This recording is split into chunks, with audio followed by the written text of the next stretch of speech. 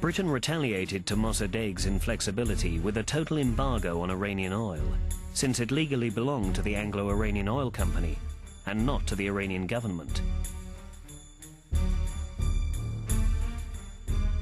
Thanks to Western solidarity towards Britain and a naval blockade, not a drop of oil left the port of Abadan during the embargo, and Iran was almost ruined.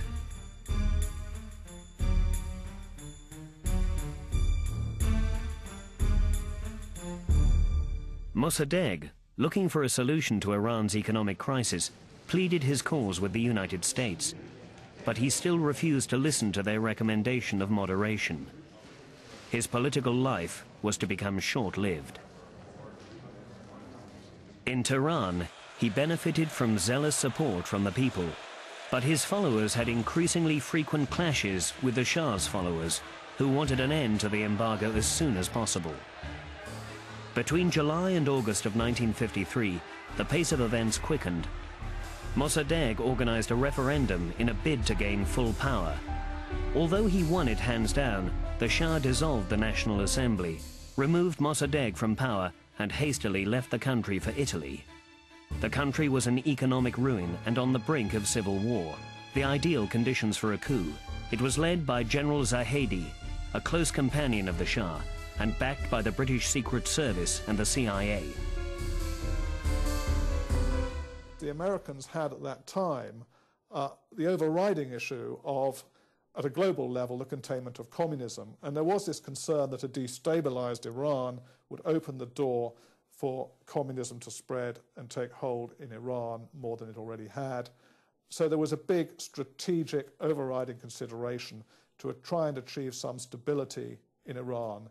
And once the Americans came to believe, which happened over time, it wasn't there necessarily from the beginning, once they came to believe that Mossadegh was not capable of stabilizing Iran, that the position was becoming unstable, that really perhaps influenced them strongly in masterminding the coup, which overthrew Mossadegh and led to him leaving power. So the American position was crucial, incredibly influential, very powerful, and very decisive, really, in the way that the whole dispute was conducted. Mossadegh was deposed and placed under house arrest, order brutally restored, and the Shah returned from exile.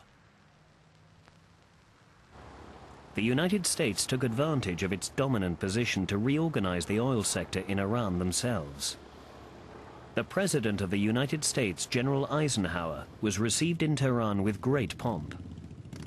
He took the initiative of staging an international conference which, in December 1953, led to the creation of a consortium controlled by the Anglo-American majors.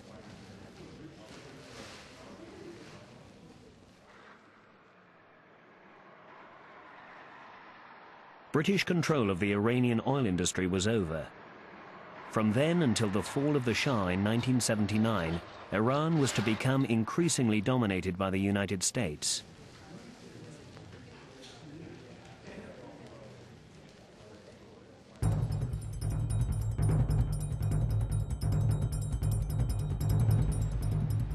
Three years after Mossadegh's failure to rid Iranian oil of foreign control, a 35-year-old Egyptian officer, Gamal Abdel Nasser, took up the challenge on Egypt's behalf. Though Egypt was a modest oil producer, it had a tremendously strategic asset, the Suez Canal, the main transport route for Middle Eastern oil to Europe.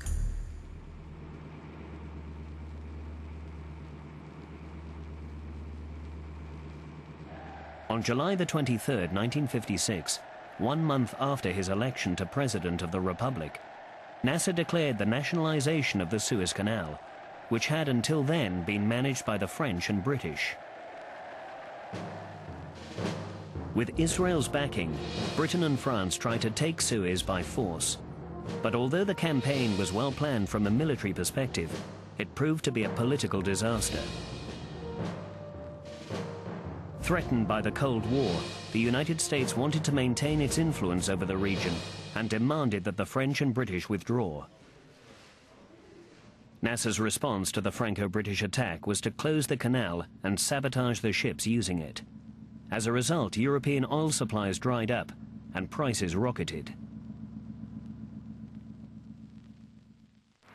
In 1956, 10 years after the end of World War II, oil ration tickets were reintroduced in France, reviving dark memories in the people's minds.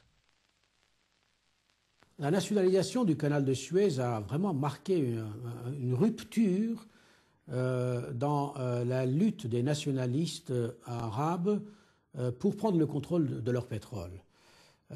En particulier, le fait que la nationalisation du canal de Suez a réussi a cassé l'impression d'échec sous lequel les pays arabes et les pays pétroliers en général vivaient depuis la chute de Mossadegh, depuis l'échec du nationalisme de Mossadegh en Iran. On a donc vu que c'était possible. On a donc vu que Mossadegh, ce n'était pas définitif, qu'on pouvait s'en prendre aux grandes puissances de la planète, aux grands groupes d'intérêts occidentaux. Et Nasser, en réussissant la nationalisation du canal de Suez, a en quelque sorte ouvert la voie à des nationalisations pétrolières qui ont suivi dans les années 50, ensuite dans les années 60, dans des pays comme la Syrie, par exemple, ou en Égypte, ou en Algérie plus tard, avant les grandes nationalisations des années 70 que l'on a connues, en particulier dans la région du Golfe et en Afrique du Nord.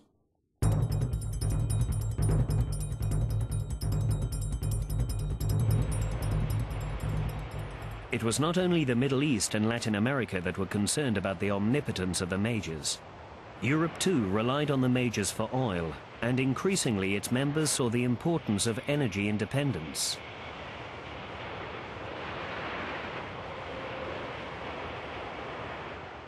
The French oil refinery industry, which had been incredibly successful before World War II, was completely destroyed by Allied bombing in 1944.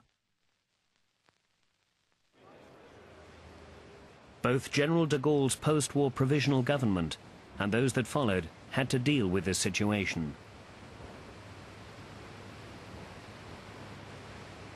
The policies of the 1920s, which gave the state monopoly over oil imports, were amended so that France could better stand up to the foreign majors.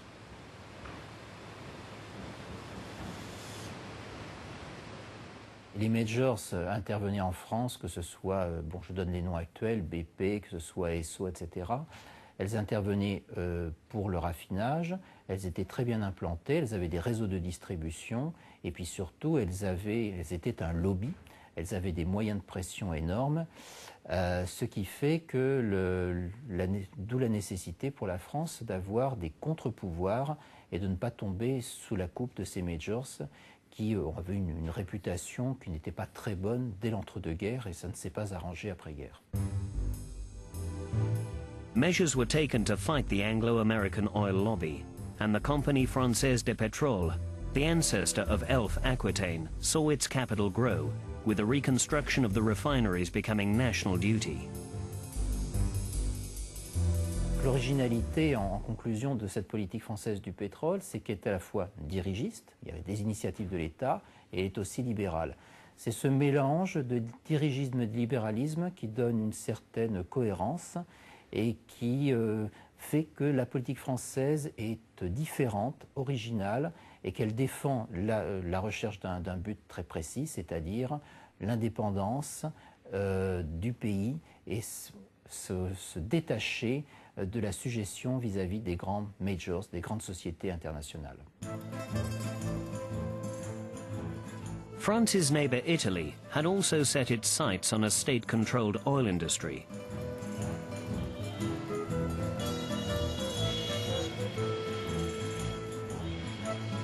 The story was marked by the fiery personality of its initiator, Enrico Mattei, a man who unfortunately met a tragic end.